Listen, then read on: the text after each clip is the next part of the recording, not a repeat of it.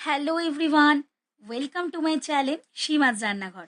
ভিডিওর শুরুতেই আপনারা সকলেই দেখতে পাচ্ছেন যে কয়েকটি সেদ্ধ করা কাঁকরোলের ভিতরের আমরা দানা চামচের সাহায্যে ছাড়িয়ে নিচ্ছি।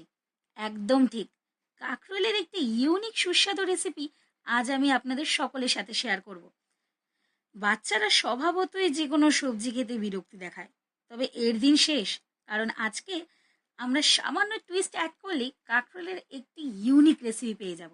তাই আর সময় নষ্ট না করে রেসিপির দিকে এগানো যাক। প্রথমে আমরা সামান্য নুন জলে সেদ্ধ করে নিয়েছি কয়েকটি কাঁকরোলকে। তারপরে এই সেদ্ধ করা কাঁকরোলগুলিকে আমরা একটি বাটিতে ঠান্ডা করতে দিয়ে দিয়েছি। তারপরে আর কি, এই ঠান্ডা করা সেদ্ধ কাঁকরোলগুলোকে আমরা মাঝখান দিয়ে ভাগ করে এই দানাগুলিকে একটি চামচের মাধ্যমে ভিডিওতে যেভাবে দেখানো হয়েছে সেইভাবে আমরা বার করে একটি বাটিতে রাখবো।